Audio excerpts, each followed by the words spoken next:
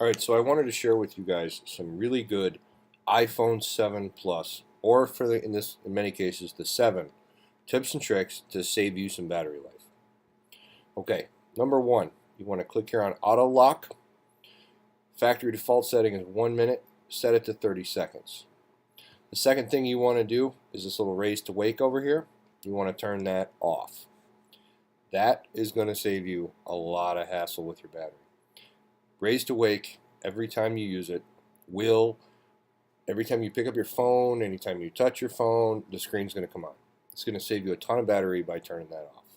Number two, there's a couple of things in the sounds and haptics menu that can save you a lot of battery life as well. You can turn off vibrate on ring. I personally leave it on because I'm always switching back and forth between quiet and ring when I go to work, when I'm at home. So I just leave that setting on. So even if the ringer is down, I'll still hear it vibrating on my desk. Another thing you can do is you can turn off keyboard clicks, you can turn off the lock sound, and you can turn off your system haptics all the way down here at the bottom.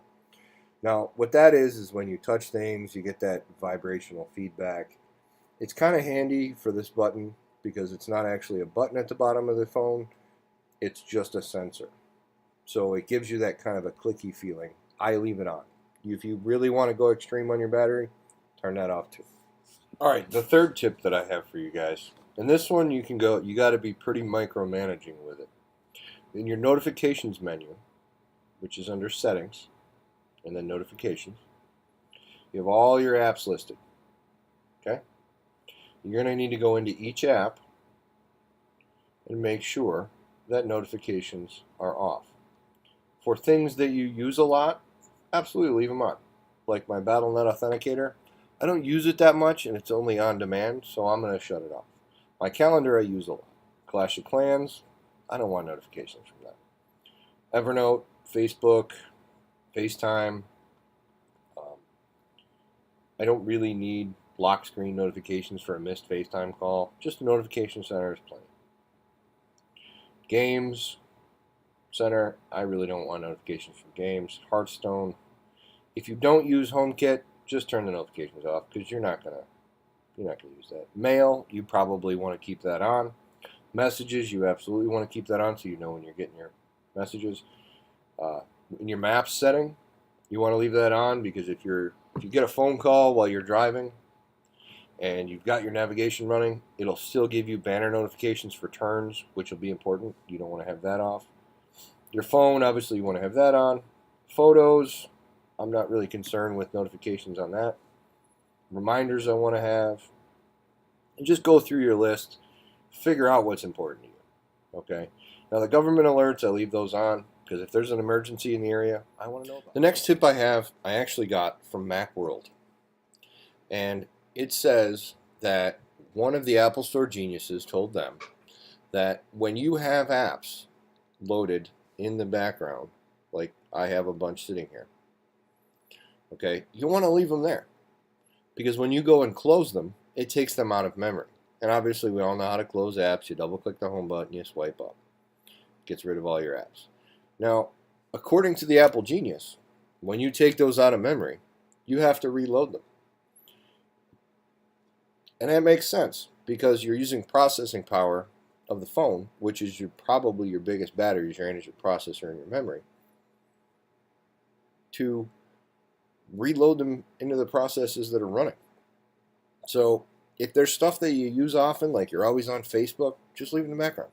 Okay, so my next tip for you guys is pretty simple. Okay, what you need to do is swipe up from the bottom of the screen to bring up your control center. Now, I use Wi-Fi a lot. I'm home, I'm at work, I have Wi-Fi. I don't really want to micromanage my Wi-Fi, but you can save a significant amount of battery by simply turning your Wi-Fi off. If you don't use Bluetooth in the car, if you don't use a Bluetooth headset, turn that off. If you're not using the AirPods, turn off Bluetooth. You don't need it. I like it to auto-connect when I get in the car, just like that. So I leave it on. I also leave Wi-Fi on. Another thing you can do, AirDrop.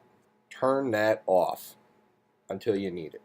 When you want to airdrop something to somebody, turn it off. Otherwise, it's always looking for somebody to airdrop to. Another thing you can do, you get in here into your settings, go to display and brightness, turn off this auto brightness setting, and turn your actual brightness down to a place that you like it. I believe the factory default leaves it somewhere in the middle here. I like to keep mine right about there. It's a little bit, and you'll get used to it after a couple of hours. It's not that bad. And at night, you're not blinded when you turn your phone on. That's the other thing you use. I use night shift at night, 10 o'clock, 7 a.m. Pretty sweet deal. All right. The other thing I want to talk to you guys about is this screen here. Go into settings, click on the battery button, and this will tell you exactly what's eating up your battery. Like my phone, in the last 7 days, I've played a lot of Castle Creeps. It's a fun game. A lot of messages, a lot of imagery usage. I've watched a couple of movies. I've deleted some apps. These things are going to tell you what's killing your battery. Games are very battery intensive. You really want to pay attention to that. You know, if you're playing a game, plug your phone in. You don't have to. Now, that leads me into my next topic of, as soon as you're home, you got 70, 80% battery, and you're like, I better plug my phone in. Don't. Let your battery run down. It's okay. If you have to, get a battery pack. Take it with you. Plug it in the car. Because constantly having your battery charging is actually bad for the battery. Once a month, you want to let your phone run down to absolute zero, to the point where your phone actually shuts off. Plug your phone in and do not unplug it until that battery gauge reads 100% in the top right-hand corner. The reason you do this is it, according to Apple, it calibrates your battery based on the milliamp hours available to your battery. As batteries age, they weaken. It's just a fact of a battery, folks. Now, battery in an iPhone, it's a pretty good battery. It's going to last a while. Don't worry about it falling apart on you tomorrow or the next week. If you haven't been taking care of your battery today, let your phone run down to zero and then charge it. Okay, the way these batteries are, especially in the 7 Plus, unless you're playing games all day, your battery should last you all day long. Mine, as you can see, it's plugged in right now, so there's no usage details. On average, I get 9.5 hours out of my battery. But you guys see that I play games and stuff on my phone, so absolutely, I'm going to drain my battery pretty decently. Now, I just got this phone, so I've let my battery die to zero 4 times already, because I want to make sure that it's totally calibrated. The other thing you can do, when it reaches 100%, and I don't know if this is a valid trick, but I got this from my buddy, and he said that when your battery gets to 100%, on the iPhone 7, you hold the lock button and the volume down button to reset your phone. Now, it's not a reset like wipe any information. It just turns your phone off, turns it back on. When you see the Apple logo, you'll let go of those buttons, and your phone will start up. He did this, and while on power, his phone restarted, came back, and it was at 98%. And he says, you know, I wonder, is not reading the numbers right.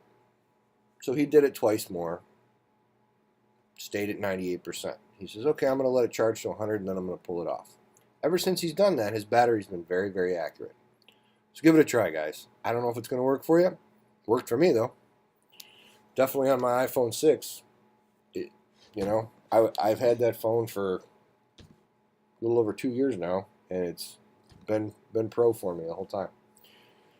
Now, when you're not using your phone, like when you go to bed at night, if you don't want to receive calls and you don't want to use Wi-Fi, put your phone in airplane mode, because it's not going to use any Wi-Fi, it's not going to use any Bluetooth, it's just going to sit there.